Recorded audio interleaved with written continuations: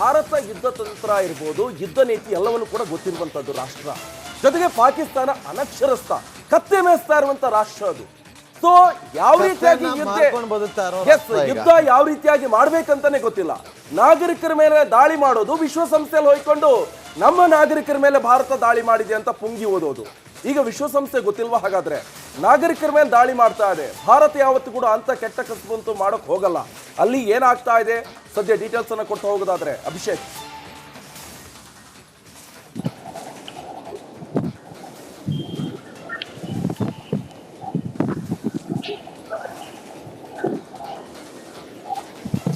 ನಿಕೇಶ್ ಹಾಗೂ ನಾಗೇಂದ್ರ, ಮೊದಲನೇದಾಗಿ ನಾವು ಗೋಮಾತೆಯನ್ನ ತಾಯಿಯಂತೆ ಪೂಜಿಸುವಂತ ರಾಷ್ಟ್ರಕ್ಕೆ ಸೇರಿದವರಾಗಿರೋದ್ರಿಂದ ನಾವು ಎಂದೂ ಕೂಡ ಬ್ಯಾಕ್ ಡೋರ್ ಎಂಟ್ರಿ ಆಗಿರ್ಬೋದು, ಹಿಂದೆಯಿಂದ ಹತ್ಯೆ ಮಾಡಿದವರ ಧರ್ಮದಾಗಲಿ ಅಥವಾ ಯಾವುದೇ ರೀತಿಯಾದಂಥ ವ್ಯಕ್ತಿಗಳು ನಾವಲ್ಲ. ಇದನ್ನು ಮಾಡ್ತಿರೋವಂಥದ್ದು ಪಾಕಿಸ್ತಾನ. ಕಳೆದ ಅನೇಕ ನಿದರ್ಶನಗಳಲ್ಲಿ ನಾವು ಇದನ್ನು ನೋಡಿದ್ದೇವೆ. ಈಗ ಸದ್ಯದ ಮಟ್ಟಿಗೆ ಇರುವಂಥ ಅಪ್ಡೇಟ್ ನಾವು ನೋಡೋದಾದರೆ, ದೇಶದ ಪ್ರಧಾನಿ, ನಮ್ಮ ದೇಶದ ಪ್ರಧಾನಿ ಆಗಿರ್ಬೋದು, ನಮ್ಮ ದೇಶದ ಗೃಹ ಸಚಿವರಾಗಿರ್ಬೋದು, ನಮ್ಮ ದೇಶದ ಡಿಫೆನ್ಸ್ ಮಿನಿಸ್ಟರ್ ಆಗಿರ್ಬೋದು, ಪ್ರತಿಯೊಬ್ಬರು ಕುಳಿತುಕೊಂಡು ಈ ಕ್ಷಣಕ್ಕೆ ನಡೀತಿರುವಂಥ ಅಪ್ಡೇಟನ್ನು ಪಡಿತಾ ಇರೋಂಥದ್ದು ಚೀಫ್ ಆಫ್ ಡಿಫೆನ್ಸ್ ಸ್ಟಾಫ್ ರವರ ಕಡೆಯಿಂದ. ಆದರೆ ಪಾಕಿಸ್ತಾನದ ಪ್ರಧಾನಮಂತ್ರಿಗಳು ಎಲ್ಲಿದ್ದಾರೆ ಅನ್ನೋದು ಅವರ ಸರ್ಕಾರಕ್ಕೂ ಗೊತ್ತಿಲ್ಲ, ಅವರ ಸೇನೆಗೂ ಗೊತ್ತಿಲ್ಲ, ಅವರ ನಿವಾಸಿಗಳಿಗೂ ಗೊತ್ತಿಲ್ಲ, ಅವರ ಪ್ರಜೆಗಳಿಗೂ ಗೊತ್ತಿಲ್ಲ. ಇದು ಇಟ್ ಈಸ್ ವೆರಿ ಕ್ಲಿಯರ್. ಏನಂದರೆ, ಯಾವುದೇ ಸಂದರ್ಭದಲ್ಲಿ ರಾಷ್ಟ್ರಕ್ಕೆ ಏನಾದರೂ ಪರವಾಗಿಲ್ಲ, ನನ್ನ ಕುಟುಂಬದ ನನ್ನ ಭದ್ರತೆ ಮುಖ್ಯ ಅನ್ನೋದು ಪಾಕಿಸ್ತಾನದ ಪ್ರಧಾನಮಂತ್ರಿಯಿಂದ ಈಗ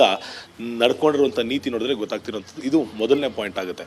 ಇದ್ರ ಜೊತೆಗೆ ಭಾರತದ ಸೇನೆ ನಡೆಸ್ಕೊಂಡಿರುವಂಥ ರೀತಿ ಅನ್ನೋದಕ್ಕಿಂತ ಮಾಡಿರುವ ದಾಳಿಗೆ ಪಾಕಿಸ್ತಾನ ಈ ಸದ್ಯದ ಮಟ್ಟಿಗೆ ಯಾವ ರೀತಿ ಪ್ರತಿಕ್ರಿಯೆ ನೀಡಬೇಕು, ಯಾವ ರೀತಿ ಅರಗಿಸಿಕೊಳ್ಳಬೇಕು, ಯಾವ ರೀತಿ ಮುನ್ನಡೆಯಬೇಕು, ಯಾವ ಕ್ಲಾರಿಟಿಯೂ ಇಲ್ಲ.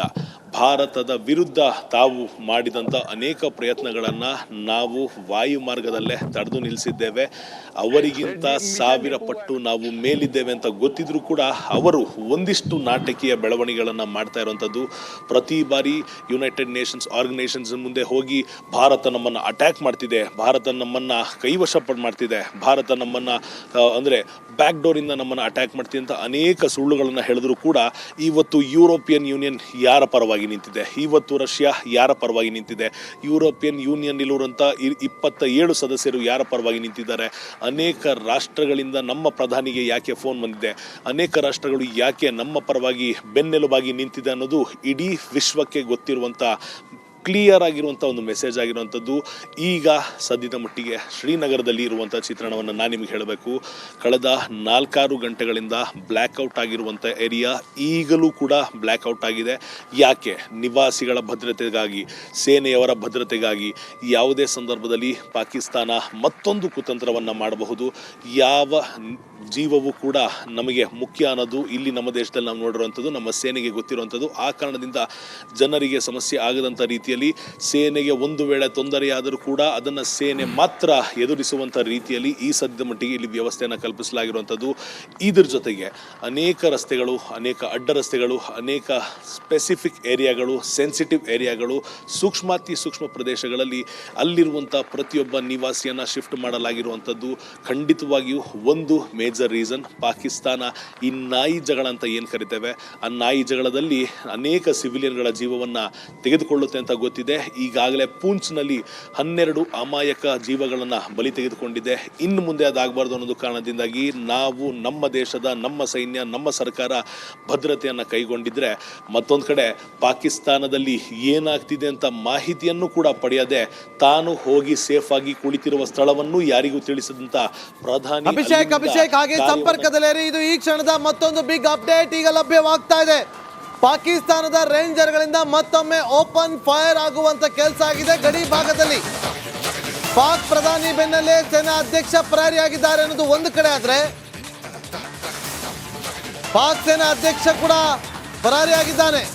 ಇನ್ನು ಸಾಂಬಾ ಬಾರ್ಡರ್ ನಲ್ಲಿ BSF ಇಂದ ಓಪನ್ ಫೈರ್ ಆಗಿದೆ. ಭಾರತದ ಗಡಿಯಿಂದ ಒಳನ್ನು ಸುಳ್ಳೋದಕ್ಕೆ ಭಯೋತ್ಪಾದಕರು ಪ್ರಯತ್ನವನ್ನ ಪಟ್ಟಿದ್ರು, ಅವರ ಮೇಲೆ ದಾಳಿಯನ್ನ ಮಾಡಿತ್ತು BSF. ಅದರ ಬೆನ್ನಲ್ಲೇ BSF ಮೇಲೂ ಕೂಡ ಈಗ ದಾಳಿಯನ್ನ ಮಾಡುವಂತ ಕೆಲಸಗಳಾಗಿದೆ. ಅದು ಸಾಂಬಾ ಬಾರ್ಡರ್ ನಲ್ಲಿ. ಮತ್ತೊಂದು ಬ್ರೇಕಿಂಗ್ ಅಪ್ಡೇಟ್ ಕೆಲವೇ ಕ್ಷಣಗಳಲ್ಲಿ ನಿಮ್ಮ ಮುಂದೆ ಬರುತ್ತೆ. ನಿರೀಕ್ಷಿಸಿ. ಕೆಲವೇ ಕ್ಷಣಗಳಲ್ಲಿ ಮತ್ತೊಂದು ಬಿಗ್ ಅಪ್ಡೇಟ್ ಬ್ರೇಕಿಂಗ್ ನಿಮ್ಮ ಮುಂದೆ, ನಿರೀಕ್ಷಿಸಿ.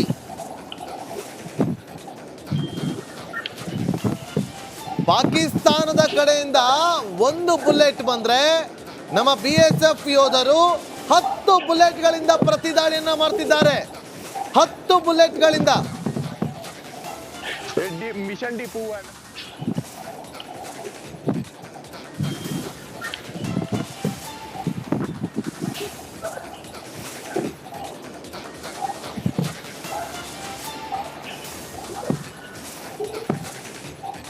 ಕತ್ತಗಳನ್ನ ಮಾರಿಕೊಂಡು ಇವತ್ತು ಕಾಲ್ ಕೆರೆದುಕೊಂಡು ಬರ್ತಾ ಇರುವಂತ ಪಾಕಿಸ್ತಾನಕ್ಕೆ ನರೇಂದ್ರ ಮೋದಿ ಅವರು 2013ರಲ್ಲಿ ಕೊಟ್ಟಂತ ಒಂದು ಹೇಳಿಕೆ ನೆನಪಾಗುತ್ತೆ. ಅವರಿಗೆ ಅವರದ್ದೇ ಭಾಷೆಯಲ್ಲಿ ಉತ್ತರವನ್ನ ಕೊಡಬೇಕು ಅಂತೇಳಿ ಅಲರ್ಟ್ ಆಯ್ತು. ಮತ್ತೊಮ್ಮೆ ಹೈ ಅಲರ್ಟ್ ಆಗಿದೆ.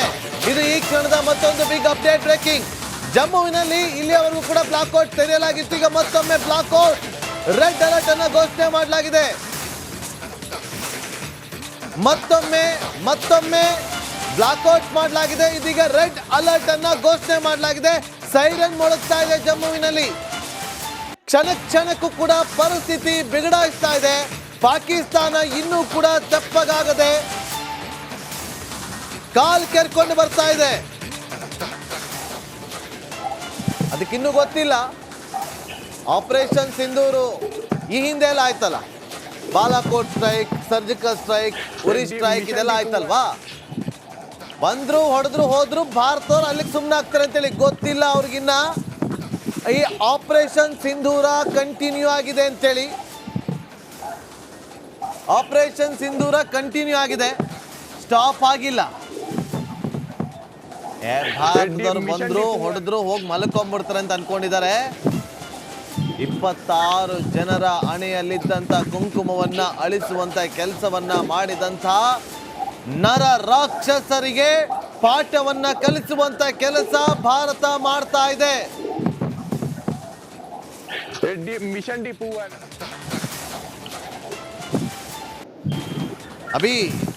ಅಭಿಷೇಕ್ ನಮ್ಮ ಪ್ರತಿನಿಧಿ ಡೇರಿಂಗ್ ರಿಪೋರ್ಟ್ ಅನ್ನ ಮಾಡ್ತಿದ್ದಾರೆ ನೋಡಿ. ಅಷ್ಟು ಸುಲಭ ಇಲ್ಲ ಅಲ್ಲಿ ನಿಂತ್ಕೊಂಡು ರಿಪೋರ್ಟಿಂಗ್ ಅನ್ನ ಮಾಡೋದು.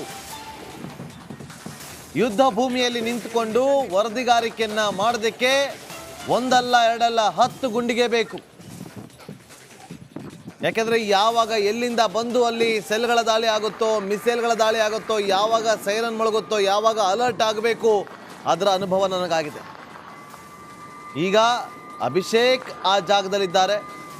ನಿಮಗೆ ಕೇಳಿಸ್ತಾ ಇರ್ಬೋದು, ಅಭಿಷೇಕ್ ಇರುವಂಥ ಜಾಗದಲ್ಲಿ ಒಂದಷ್ಟು ಸೈರನ್ಗಳು ಮೊಳಗ್ತಾ ಇದೆ. ಅಭಿಷೇಕ್, ಶ್ರೀನಗರ ಹಾಗೂ ಜಮ್ಮುವಿನ ಗಡಿ ಭಾಗದಲ್ಲಿ ಈ ಕ್ಷಣಕ್ಕೂ ಕೂಡ ಉದ್ವಿಗ್ನ ವಾತಾವರಣ ಇದೆ. ಆ ಒಂದು ವಾತಾವರಣನ ಸೃಷ್ಟಿ ಮಾಡಿದ್ದೆ ಪಾಕಿಸ್ತಾನ. ಈಗ ಜಮ್ಮುವಿನಲ್ಲಿ ಮತ್ತೊಮ್ಮೆ ಬ್ಲಾಕ್ಔಟ್ ಘೋಷಣೆ ಆಗಿದೆ, ರೆಡ್ ಅಲರ್ಟ್ ಘೋಷಣೆ ಆಗಿದೆ. ಇನ್ನೂ ಪಾಕಿಸ್ತಾನಕ್ಕೆ ಬುದ್ಧಿ ಬಂದಿಲ್ವಲ್ಲ.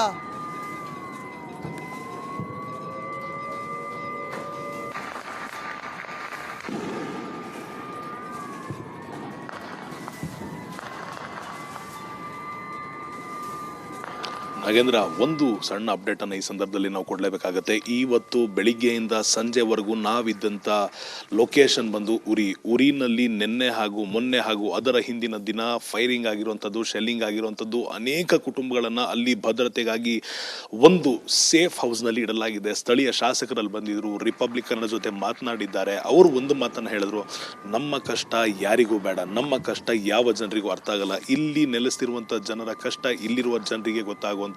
ಈ ಒಂದು ಕಷ್ಟ ಅನೇಕ ದಶಕಗಳಿಂದ ನಡೀತಾ ಇದೆ. ಇವತ್ತು ಮುಕ್ತಿ ಆಗಬೇಕು. ಒಂದು, ನಾವು ಜೀವಂತ ಇರಬೇಕು, ಇಲ್ಲ ನಾವು ಸಮಾಧಿ ಆಗಬೇಕು. ಆದರೆ ಈ ಸಮಸ್ಯೆ ಏನಿದೆ ಇದು ಕೂಡ ಇದೇ ರೀತಿ, ಅಂದ್ರೆ ನಾವು ಯಾವ ರೀತಿ ದೇಶಕ್ಕೋಸ್ಕರ ಪ್ರಾಣ ಕೊಡೋದಕ್ಕೆ ರೆಡಿ ಇದ್ದೀವಿ, ಅದೇ ರೀತಿ ನಮ್ಮ ಭಾರತ ಕೂಡ ಒಂದು ಸ್ಥಳದಲ್ಲಿದ್ರು. ಆ ಸ್ಥಳದಲ್ಲಿರುವಂಥ 70ರಿಂದ 75 ವರ್ಷದ ಹಿರಿಯ ವಯಸ್ಸಿನ ಅಜ್ಜಿಯೊಬ್ರು ಮಾತಾಡುವಂಥ ಸಂದರ್ಭದಲ್ಲಿ ಹೇಳ್ತಾರೆ, ನಮ್ಮ ಕಷ್ಟ ಯಾರಿಗೂ ಬೇಡ, ಇಲ್ಲಿಗೆ ಮುಕ್ತಾಯವಾಗಬೇಕು ಅಂತ ಹೇಳ್ತಾರೆ. ಈ ಸಂದರ್ಭದಲ್ಲಿ ಅಲ್ಲಿ ಸೂಕ್ಷ್ಮತೆ ಅತಿ ಸೂಕ್ಷ್ಮ ಪ್ರದೇಶ ಆಗಿರುವಂಥದ್ದು, ರೆಡ್ ಝೋನ್ ಆಗಿರುವಂಥದ್ದು. ಆ ಪ್ರದೇಶದಿಂದ ನಾವು ಲೈವ್ ರಿಪೋರ್ಟಿಂಗ್ ಮಾಡಿದ್ದೇವೆ, ನಾವು ಪ್ರತ್ಯಕ್ಷ ವರದಿಯನ್ನು ಕೊಟ್ಟಿದ್ದೇವೆ. ಕಾರಣ ಒಂದೇ, ರಿಪಬ್ಲಿಕ್ ಕನ್ನಡ ದೇಶ ಮೊದಲು ಅನ್ನೊಂದು ಭಾವನೆಯಲ್ಲಿ ಜೀವನವನ್ನು ನಡೆಸ್ತಿರುವಂಥ, ಕೆಲಸವನ್ನು ಮಾಡ್ತಿರುವಂಥ ಸಂಸ್ಥೆಯಾಗಿದೆ. ನಮ್ಮ ಸಂಸ್ಥೆಯಲ್ಲಿರುವಂಥ ಪ್ರತಿಯೊಬ್ಬರು ದೇಶ ಮೊದಲು ಅಂತ ನಂಬಿದ್ದೇವೆ. ಈ ಸದ್ಯದ ಮಟ್ಟಿಗೆ ಜಮ್ಮುವಿನಲ್ಲಿ ಮತ್ತೆ ಸೈರನ್ ಮೊಳಗ್ತಾ ಇದೆ, ನಾನಿರುವಂಥ ಪ್ರದೇಶದಲ್ಲೂ ಸೈರನ್ ಮೊಳಗ್ತಾ ಇದೆ. ಬಹುತೇಕ ಈ ಒಂದು ಮೈಕಿಗೆ ಕೇಳಿಸದೇ ಇರಬಹುದು, ನಮ್ಮ ಕಿವಿಗಳಿಗೆ ಕೇಳಿಸ್ತಾ ಇದೆ. ಇಲ್ಲಿಂದ ಕೇವಲ ಕಿಲೋಮೀಟರ್ಗಳ ಅಂತರದಲ್ಲೇ ಇಲ್ಲಿ ಸೇನೆಯ ದೊಡ್ಡ ಕ್ಯಾಂಪ್ ಒಂದು ಇರುವಂತದ್ದು. ಅಭಿಷೇಕ್ ಸಂಪರ್ಕದಲ್ಲಿ ಮತ್ತೊಂದು ಬಿಗ್ ಬ್ರೇಕಿಂಗ್ ಅಪ್ಡೇಟ್ ಈಗ ಲಭ್ಯವಾಗ್ತಾ ಇದೆ. ಪಾಕ್ ಸೇನಾ ಅಧ್ಯಕ್ಷ ಮುನೀರ್ ವಿರುದ್ಧ ದಂಗೆ ಏಳಲಾಗಿದೆ. ಇಮ್ರಾನ್ ಖಾನ್ ಬೆಂಬಲಿಗರಿಂದ ಭಾರಿ ಪ್ರಮಾಣದಲ್ಲಿ ಪ್ರತಿಭಟನೆ ಭುಗಿಲೆದ್ದಿದೆ. ಪ್ರತಿಭಟನೆ ಬೆನ್ನಲ್ಲೇ ಪಾಕ್ ಸೇನಾ ಅಧ್ಯಕ್ಷ ಫರಾರಿ. ಪಾಕ್ ಸೇನಾ ಅಧ್ಯಕ್ಷ ತನ್ನ ಫ್ಯಾಮಿಲಿಯನ್ನ ಆಲ್ರೆಡಿ ವಿದೇಶಕ್ಕೆ ಶಿಫ್ಟ್ ಮಾಡಿಬಿಟ್ಟಿದ್ದಾನೆ. ಈಗ ಅವನು ಎಸ್ಕೇಪ್. ಸೇನಾ ಅಧ್ಯಕ್ಷ ಮುನೀರ್ ಎಸ್ಕೇಪ್. ರೋಡಲ್ಲಿ ಹೊಡಿತಾರೆ ಇವತ್ತು ಪಾಕಿಸ್ತಾನದಲ್ಲಿ, ಗೊತ್ತಿರಲಿ ವೀಕ್ಷಕರೇ. ಇವತ್ತಿನ ಈ ಪರಿಸ್ಥಿತಿಗೆ ಕಾರಣಕರ್ತರಲ್ಲಿ ಪಾಕ್ನ ಸೇನಾ ಅಧ್ಯಕ್ಷ ಕೂಡ ಒಬ್ಬ ಕಾರಣಕರ್ತ. ಆಂತರಿಕ ದಂಗೆಗೆ ವಿಲ ವಿಲ ವಿಲ ವಿಲ ಅಂತ ಒದ್ದಾಡ್ತಾ ಇದೆ ಪಾಕಿಸ್ತಾನ. ಒಂದು ಕಡೆ ಪಾಕ್ ಪ್ರಧಾನಿ ಅಜ್ಞಾತ ಸ್ಥಳಕ್ಕೆ ಶಿಫ್ಟ್, ಸೇಫ್ ಎಲ್ಲಿದೆಯೋ ಅಲ್ಲಿಗೆ ಶಿಫ್ಟ್. ಕಾಲ್ ಕಿತ್ತಿದ್ದಾನೆ ಮನೆಯಿಂದ. ಈಗ ಆರ್ಮಿ ಚೀಫ್, ಪಾಕಿಸ್ತಾನದ ಆರ್ಮಿ ಚೀಫ್ ಆತ ಕೂಡ ಮುನೀರ್ ಕಣ್ಮರೆ. ಏನಾದ್ರು ಅಲ್ಲಿ ಹೋಗ್ಬಿಟ್ಟು ನಾನು ಆರ್ಮಿ ಅಧ್ಯಕ್ಷ ಅಂತಂದ್ರೆ ಚಪ್ಪಲಿ ಹಾರ ಕಳಿಸ್ತಾರೆ ಈಗ ಜನ. ಅಲ್ಲಿ ನಿಯಮಗಳಿಂದಾಗಿ ನಾವುಗಳು ಬಲಿ ಆಗ್ಬೇಕಲ್ಲ ಅಂತೇಳಿ, ಅದಕ್ಕೋಸ್ಕರ ಈಗ ನೀವು ಬುದ್ಧಿ ಕಲಿಸಿ ಅಂತಾನೆ ಹೇಳ್ತಾ ಇರೋದು. ಅಭಿಷೇಕ್ ನೋಡಿ, ಒಂದು ಕಡೆ ಪಾಕಿಸ್ತಾನದ ಪ್ರಧಾನಿ ದೌಡು ಕಾಲ್ ಕೆತ್ತಿದ್ದಾರೆ, ಸಾಕಪ್ಪ ಸಾಕು, ಭಾರತದವರ ಸಹವಾಸ ಸಾಕು ಅಂತೇಳಿ. ಈಗ ಆರ್ಮಿ ಅಧ್ಯಕ್ಷನು ಕೂಡ ಎಸ್ಕೇಪ್, ಕಾಲ್ ಕೆತ್ತಿದ್ದಾನೆ. ಗೊತ್ತು ಭಾರತದ ತಾಕತ್ತೇನು ಅಂತೇಳಿ. ಅಭಿಷೇಕ್ ಒಂದು ವಿಚಾರವನ್ನು ಹೇಳಬೇಕು, ಯಾಕಂದರೆ ಇವತ್ತು ತುಂಬ ಜನ ರಾಜಕಾರಣಿಗಳು ಹೇಳ್ಕೊಂಡು ಬರ್ತಾರೆ, ನರೇಂದ್ರ ಮೋದಿಯವರು ಸೂಟು ಬುಟ್ಟು ಹಾಕ್ಕೊಂಡು ವಿದೇಶಕ್ಕೆ ಹೋಗಿ ಬರ್ತಾರೆ, ಅವರ ಎಕ್ಸ್ಪೆನ್ಸ್ ಎಷ್ಟಾಗಿದೆ ಗೊತ್ತಾ, ಬರೀ ಫ್ಲೈಟಲ್ಲಿ ಹೋಗ್ತಾರೆ ಬರ್ತಾರೆ, ಫ್ಲೈಟಲ್ಲಿ ಹೋಗ್ತಾರೆ ಬರ್ತಾರೆ ಅಂತೇಳಿ. ಇವತ್ತು ಎಷ್ಟು ರಾಷ್ಟ್ರಗಳು ಭಾರತ ಜೊತೆ ನಿಂತಿದೆ, ಅದಕ್ಕೆ ಕಾರಣಕರ್ತರು ಯಾರು ಅಂತಂದರೆ ಅದು ನರೇಂದ್ರ ಮೋದಿಯವರು. ಫುಲ್ ಫ್ರೀ ಹ್ಯಾಂಡ್, ಗೋ ಹೆಡ್, ಏನು ಬೇಕಾದರೂ ಮಾಡಿ ಅಂತೇಳಿ ಫ್ರೀ ಹ್ಯಾಂಡ್ ಕೊಟ್ಟಿದ್ದಾರೆ. ಅವ್ರು 1 ಬುಲೆಟ್ ಆರಿಸಿದ್ರೆ ನೀವು 100 ಬುಲೆಟ್ ಆರಿಸಿ ಅಂತೇಳಿ ಆ ರೇಂಜ್ಗೆ ಫ್ರೀ ಹ್ಯಾಂಡನ್ನು ಕೊಟ್ಟಿದ್ದಾರೆ. ಪಾಕಿಸ್ತಾನದ ಸಾರ್ವಜನಿಕ, ಅಲ್ಲಿನ ನಾಗರಿಕರಿಗೆ ಈ ಸಂದರ್ಭ ಬೇಡ ಅಂತ ಅನ್ನಿಸ್ತಾ ಇದೆ. ಅಲ್ಲಿನ ಆರ್ಮಿ ಅಧ್ಯಕ್ಷ ಸಿಕ್ಕರೆ ರೋಡಲ್ಲಿ ನಿಲ್ಸ್ಕೊಂಡು ಹೊಡಿತಾರೆ. ಇದು ಬರೆದಿಟ್ಕೊಳ್ಬೇಕಾದ್ರೆ ಅಭಿಷೇಕ್, ಶ್ರೀನಗರದ ಸುಮಾರು ಕಡೆ ನೀವು ಪಹಲ್ಗಾಮಲ್ಲಿ ಇದ್ದುಕೊಂಡು, ಶ್ರೀನಗರದಲ್ಲಿ ಇದ್ದುಕೊಂಡು, ಊರಿ, ತನ್ಮಾರ್ಗ್ ಹೋಗಿದ್ರಿ, ಕುಪ್ವಾರ ಹೋಗಿದ್ರಿ, ಅಷ್ಟೂ ಗಡಿ ಭಾಗದಲ್ಲಿ ಹೋಗಿ ಅಲ್ಲಿಂದ ಗಡಿ ಭಾಗದಲ್ಲಿ ನಿಂತು ರಿಪೋರ್ಟಿಂಗನ್ನು ಮಾಡಿದ್ರಿ. ಇವತ್ತು ಅಲ್ಲಿನ ಸಿಚುವೇಶನ್ ಬೇರೆ, ನೀವು ನಿನ್ನೆ ಮೊನ್ನೆ ಮಾಡಿದ ರಿಪೋರ್ಟೇ ಬೇರೆ. ಇವತ್ತಿನ ಅನುಭವವನ್ನು ನಮ್ಮ ವೀಕ್ಷಕರಿಗೆ ತಿಳಿಸೋದಾದ್ರೆ,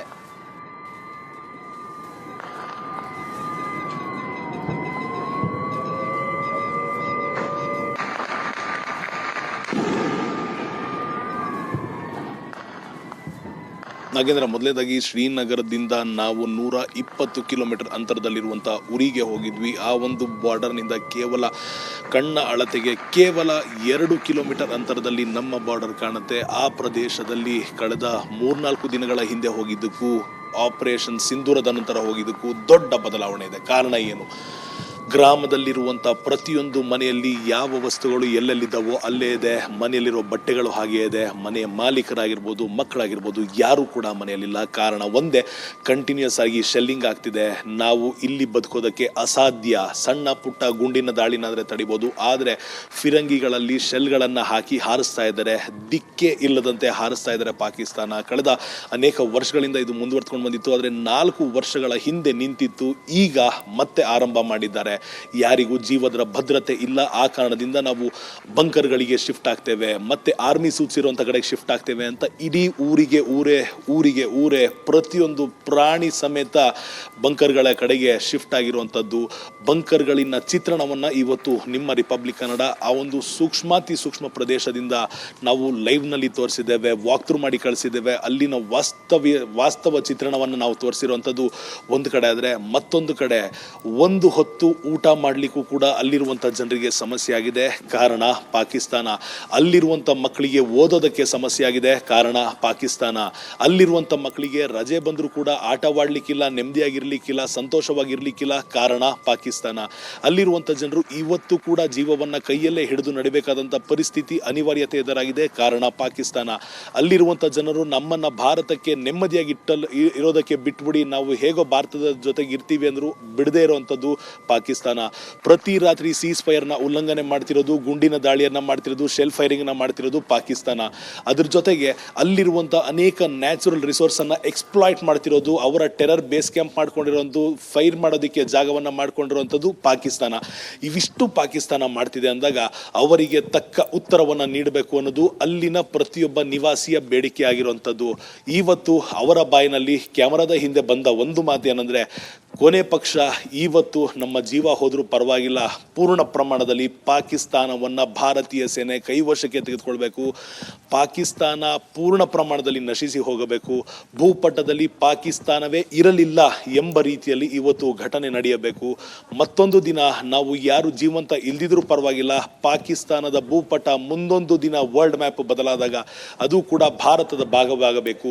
ಅಲ್ಲಿರುವಂಥ ಪ್ರತಿಯೊಬ್ಬ ವ್ಯಕ್ತಿ ಕೂಡ ಇವತ್ತು ತನ್ನ ಕೊನೆಯನ್ನು ಕಾಣಬೇಕು.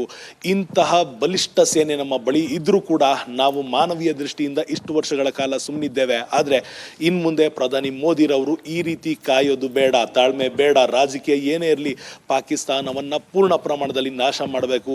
ಆಜಾದಿ ಕಾಶ್ಮೀರ ಅಂತ ಏನು ಪದವನ್ನು ಪಾಕಿಸ್ತಾನಿಯರು ಬಳಸ್ತಾರೆ, ಆಜಾದಿ ಕಾಶ್ಮೀರ ಬೇಡವೇ ಬೇಡ. ಪೂರ್ಣ ಪ್ರಮಾಣದಲ್ಲಿ ಪಾಕಿಸ್ತಾನ್ ಆಕ್ಯುಪೈಡ್ ಇರ್ಬೋದು, ಚೈನಾ ಆಕ್ಯುಪೈಡ್ ಇರ್ಬೋದು, ಪೂರ್ಣ ಪ್ರಮಾಣದಲ್ಲಿ ಭಾರತಾಂಬೆಯ ಶಿರದ ಭಾಗ ಏನಿದೆ ಭಾರತದ್ದೇ ಆಗಬೇಕು. ಯಾವುದೇ ಸಂದರ್ಭದಲ್ಲಿ ಯಾವುದೇ ರೀತಿಯಾದಂಥ ತ್ಯಾಗವನ್ನು ಕೂಡ ನಾವು ಇಲ್ಲಿ ಮಾಡೋದಕ್ಕೆ ಸಿದ್ಧ ಇದ್ದೀವಿ ಅಂತ ಇವತ್ತು ನಾನು ಹೋಗಿದ್ದಂಥ ಸ್ಥಳದಲ್ಲಿ ಇರುವಂಥ ಹಿರಿಯ ವಯೋಮಾನದವರು ಹೇಳ್ತಾ ಇದ್ರೆ. ನಿನ್ನೆ ಮೊನ್ನೆ ಹೋದಂಥ 2 ಸೂಕ್ಷ್ಮ ಪ್ರದೇಶಗಳಲ್ಲಿರುವಂಥ ವ್ಯಕ್ತಿಗಳು ಕೂಡ ಫೋನ್ ಮೂಲಕ ಸಂಪರ್ಕ ಮಾಡಿ ತಿಳಿಸಿದ್ದಾರೆ, ಸೈರನ್ ಮೊಳಗ್ತಾ ಇದೆ, ಕತ್ತಲಾಗಿದೆ, ಊಟ ಬಟ್ಟೆ ನೀರು ಯಾವುದೂ ಇಲ್ಲ, ಇದ್ದ ಬಟ್ಟೆಯಲ್ಲೇ ಬಂದಿದ್ದೇವೆ, ಸೇಫ್ ಪ್ಲೇಸ್ನಲ್ಲಿ ಕುಳಿತಿದ್ದೇವೆ, ಇದು ಇಲ್ಲಿಗೆ ಅಂತ್ಯವಾಗಬೇಕು. ಇನ್ನು ಕನಿಷ್ಠ ಪಕ್ಷ 1 ತಿಂಗಳ ಕಾಲ ನಾವು ಇದೇ ರೀತಿ ಜೀವನವನ್ನು ನಡೆಸೋದಕ್ಕೆ ರೆಡಿ ಇದ್ದೇವೆ. ಆದರೆ ಭಾರತದ ಸರ್ಕಾರ ನಮಗೆ ಒಂದು ಪ್ರಾಮಿಸ್ ಅನ್ನು ಮಾಡಬೇಕು, ಪಾಕಿಸ್ತಾನ ವರ್ಲ್ಡ್ ಮ್ಯಾಪ್ನಲ್ಲೇ ಅಳಿಸಿ ಹೋಗಬೇಕು. ಅಂತಹ ನಿರ್ಧಾರವನ್ನು ಭಾರತದ ಸೇನೆ, ಭಾರತೀಯ ಸರ್ಕಾರ ಕೈಗೊಳ್ಳಬೇಕು ಅಂತ ಮನವಿ ಒಂದು ಕಡೆ ಮಾಡ್ತಿದ್ರೆ, ಅವರು ಮಾತನಾಡ್ತಿರುವಂಥ ಸಂದರ್ಭದಲ್ಲಿ ಅವರ ವಾಯ್ಸ್ನಲ್ಲಿರುವಂಥ ಬೇಸರ, ಭಯ, ನೋವು ಎಲ್ಲವೂ ಕೂಡ ನಮಗೆ ಅರಿವಾಗುವಂಥದ್ದು. ಇದಿಷ್ಟು ಒಂದು ಕಡೆ ಆಯಿತು ಅಂದರೆ ಇಡೀ ಜಮ್ಮು ಕಾಶ್ಮೀರ ಯಾವ ಗಲ್ಲಿಗೆ ಹೋದರೂ ಬೆಳಕಿಲ್ಲ ನಾಗೇಂದ್ರ. ಕಾರಣ ಇಲ್ಲಿರುವಂಥ ಜನರ ಭದ್ರತೆಗಾಗಿ ಇಲ್ಲಿ ಸೇನೆ ಕೈಗೊಳ್ತಿರುವಂಥ ಅನೇಕ ವ್ಯವಸ್ಥೆಗಳು ಬೇರೆ ಯಾರಿಗೂ ಗೊತ್ತಾಗಬಾರ್ದು ಅಂತ ನಾನು ನಿಮಗೆ ಕಳೆದ 2 ದಿನಗಳ ಹಿಂದೆ ಹೇಳಿದಂಥ ಸಂದರ್ಭದಲ್ಲಿ ಜಮ್ಮುವಿನ ಅನೇಕ ರಸ್ತೆಗಳನ್ನು ಬಂದ್ ಮಾಡಲಾಗಿದೆ, ಇಂಟರ್ನಲ್ ರೋಡ್ಗಳನ್ನು ಲಾಕ್ ಮಾಡಲಾಗಿದೆ, ಹೆದ್ದಾರಿಗಳನ್ನು ಲಾಕ್ ಮಾಡಲಾಗಿದೆ. ನಿನ್ನೆ ಆಗಿರ್ಬೋದು, ಮೊನ್ನೆ ಆಗಿರ್ಬೋದು, ನಾವು ಓಡಾಡಿದಂಥ ಅನೇಕ ಪ್ರದೇಶಗಳಲ್ಲಿ ಸೇನೆಯ ವಾಹನಗಳನ್ನು ಹೊರತುಪಡಿಸಿ, ಸ್ಥಳೀಯ ಅಧಿಕಾರಿಗಳ ವಾಹನಗಳನ್ನು ಹೊರತುಪಡಿಸಿ ಕೇವಲ ಮಾಧ್ಯಮದವರ ವಾಹನ ಓಡಾಡೋದಕ್ಕೆ ಮಾತ್ರ ಅನುವು ಮಾಡಿಕೊಟ್ಟಿದ್ದು.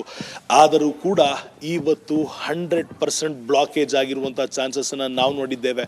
ನಾವು ವಾಪಸ್ ಶ್ರೀನಗರ್ಗೆ ಬರುವಂಥ ಸಂದರ್ಭದಲ್ಲಿ ಇದ್ದಂಥ ಟ್ರಾಫಿಕ್ ಜಾಮ್ ಸೇನೆಯಿಂದ, ಅವರು ತೆಗೆದುಕೊಳ್ತಿರುವಂಥ ನಿರ್ಧಾರಗಳಿಂದ ಅನೇಕ ವಾಹನಗಳ ಮೂವ್ಮೆಂಟ್ ಅನೇಕ ಭಾಗಗಳಲ್ಲಿ ಆಗಿರುವಂಥದ್ದು ಪಾಕಿಸ್ತಾನಕ್ಕೆ ಖಂಡಿತವಾಗಿಯೂ ಯಾವುದೇ ರೀತಿಯ ಊಹೆ ಇರೋದಕ್ಕೆ ಸಾಧ್ಯವೇ ಇಲ್ಲ. ಯಾಕೆಂದರೆ ಅಷ್ಟರ ಮಟ್ಟಿಗಿನ ಸೇನೆಯ ನಿಯೋಜನೆಯನ್ನು ನಾವು ಇವತ್ತು ನೋಡಿದ್ದೇವೆ. ಕಳೆದ ಅನೇಕ ವರ್ಷಗಳಿಂದ 12 ಲಕ್ಷ ಯೋಧರು ಇಲ್ಲಿ ಇದ್ದರೆ ಈ ಸದ್ಯದ ಮಟ್ಟಿಗೆ ಸಂಖ್ಯೆಯನ್ನು ಹೇಳೋದು ಬೇಡ, ಪಾಕಿಸ್ತಾನ ಇಮ್ಯಾಜಿನ್ ಕೂಡ ಮಾಡೋಕ್ಕಾಗೋದಿಲ್ಲ, ನಾನು ನೀವು ಕೂಡ ಇಮ್ಯಾಜಿನ್ ಮಾಡೋಕ್ಕಾಗೋದಿಲ್ಲ. ಅಷ್ಟರ ಮಟ್ಟಿಗೆ ಸೇನೆ ನಿಯೋಜನೆಗೊಂಡಿದೆ. ನಾನು ಆಗಿರಲಿ, ನೀವಾಗಿರಲಿ, ಯಾರೂ ಕೂಡ ಏರೋ ಇಂಡಿಯಾ ಇರ್ಬೋದು, ಬೇರೆ ಬೇರೆ ಪ್ರದರ್ಶನ ಇರ್ಬೋದು, ನೋಡದೇ ಇರುವಂಥ ಅನ್ಎಕ್ಸ್ಪೆಕ್ಟೆಡ್ ವಾಹನಗಳು ಇವತ್ತು ಕಾಶ್ಮೀರದ ಜಮ್ಮುವಿನ ಅನೇಕ ಗಡಿ ಭಾಗಗಳಲ್ಲಿದೆ. ಈ ರೀತಿ ವಾಹನಗಳು ಸೇನೆಯಲ್ಲಿ ಇದ್ದಾವ ಅನ್ನೋ ಒಂದು ಅಚ್ಚರಿಯನ್ನ ಮಾಡುವಂಥ ವಾಹನಗಳು ಈ ಸದ್ಯ ಮಟ್ಟಿಗೆ ಕಾಶ್ಮೀರದಲ್ಲಿದ್ದಾವೆ. ಆ ವಾಹನಗಳನ್ನು ನೋಡಿದಾಗ ಒಂದು ಕಡೆ ಭಾರತೀಯ ಸೇನೆಯ ಬಲ ಏನು ಅಂತ ಗೊತ್ತಾಗುತ್ತೆ. ಪ್ರತಿಯೊಬ್ಬ ಫೌಜಿ ಅಥವಾ ಯೋಧನ ಹತ್ರ ಮಾತನಾಡಿದಾಗ ನಿಮ್ಮ ಜೀವವನ್ನು ಕಾಪಾಡಿಕೊಳ್ಳಿ, ನಾವು ನಿಮ್ಮ ಬೆನ್ನೆಲುಬಾಗಿ ಇರ್ತೀವಿ ಅಂತ ಮಾಧ್ಯಮದವರಿಗೆ ಅವರು ತುಂಬುವಂಥ ಧೈರ್ಯವನ್ನು ನೋಡಿದಾಗ ಅವರು ಜನರಿಗೆ ಕೊಡುವಂಥ ಬೆಲೆ ಏನು, ಜನರ ಜೀವಕ್ಕೆ ಕೊಡುವಂಥ ಬೆಲೆ ಏನು ಅಂತ ಗೊತ್ತಾಗುತ್ತೆ. ನಿನ್ನೆ ಮಾಕ್ ಡ್ರಿಲ್ ಅನ್ನು ಮಾಡಲಾಗುತ್ತೆ ಅಂತ ಹೇಳಿತ್ತು ಶ್ರೀನಗರದಲ್ಲಿ, ಆದರೆ ಕಾರಣಾಂತರಗಳಿಂದ ಮಾಡಿರಲಿಲ್ಲ. ಅಲ್ಲಿ ಸಿಕ್ಕಂಥ ಒಬ್ಬ ಯೋಧ ಹೇಳಿದ್ದು, ನಾನು ಹೋದರೆ ನನ್ನ ದೇಶಕ್ಕೆ ನಾನು ಜೀವವನ್ನು ಕೊಡ್ತೇನೆ, ಆದರೆ ನನ್ನನ್ನು ನಂಬಿ 100 ಕುಟುಂಬಗಳು ಇಲ್ಲಿ ಹಿಂದೆ ಇದ್ದಾವೆ, ಅವರನ್ನು ನಾನು ಕಾಪಾಡಬೇಕು ಅಂತ ಹೇಳಿದಾಗ ಒಂದು ಕ್ಲಿಯರ್ ಆಗಿ ಅರ್ಥ ಆಗುವಂಥದ್ದು, ಸೇನೆಯಲ್ಲಿರುವಂಥ ಯಾವುದೇ ವ್ಯಕ್ತಿ ಪಾಕಿಸ್ತಾನದಂತೆ ಸ್ವಾರ್ಥಿ ಅಲ್ಲ. ಈ ಸೇನೆಯಲ್ಲಿರುವಂಥ 3 ರೀತಿಯ ಸೇನೆಯಲ್ಲಿರುವಂಥ ವ್ಯಕ್ತಿಗಳು, ಯೋಧರು ದೇಶಕ್ಕಾಗಿ ಪ್ರಾಣವನ್ನು ಅರ್ಪಿಸೋದಕ್ಕೆ ರೆಡಿ ಇದ್ದಾರೆ. ನಮ್ಮ ಕೇಂದ್ರ ಸರ್ಕಾರ ದೇಶಕ್ಕಾಗಿ ಪ್ರಾಣವನ್ನು ಕೊಡೋದಕ್ಕೆ ಸಿದ್ಧವಿದೆ. ನಿಮ್ಮ ರಿಪಬ್ಲಿಕ್ ತಂಡ ದೇಶಕ್ಕಾಗಿ ಯಾವುದೇ ರಿಸ್ಕ್ ಅನ್ನು ತೆಗೆದುಕೊಳ್ಳೋದಕ್ಕೆ ಸಿದ್ಧವಿದೆ. ಇದು ಕೇವಲ ಮಾತುಗಳಲ್ಲ. ನಾವು ಕಳೆದ ಅನೇಕ ದಿನಗಳಿಂದ ಸೇನೆ ಕೊಟ್ಟಿರುವಂಥ ಮಾರ್ಗದರ್ಶನವನ್ನು, ಸೂಚನೆಯನ್ನು ಪಾಲಿಸಿಕೊಂಡು ಸೂಕ್ಷ್ಮ ವಿಚಾರಗಳನ್ನು ಜನರಿಗೆ ಮುಟ್ಟಿಸಿದ್ದೇವೆ ಹೊರತು ಯಾವುದೇ ರಿವಿಲೇಷನ್ ಮಾಡಿಲ್ಲ. ಆರ್ಮಿ ಡಿಪ್ಲಾಯ್ಮೆಂಟ್ ಎಲ್ಲಿಗಾಗಿದೆ ಅಂತ ತೋರಿಸಿಲ್ಲ. ಇಂತಹ ಸೂಕ್ಷ್ಮ ವಿಚಾರವನ್ನು ನಿಮ್ಮ ರಿಪಬ್ಲಿಕ್ ಕನ್ನಡ ಗ್ರೌಂಡ್ ಝೀರೋದಿಂದ ರಿಪೋರ್ಟ್ ಮಾಡ್ತಿರುವಂಥದ್ದು ಏಕೈಕ ಕಾರಣ, ಜನರಿಗೆ ನಮ್ಮ ದೇಶದ ಸೇನೆಯ ಬಗ್ಗೆ ಗೌರವ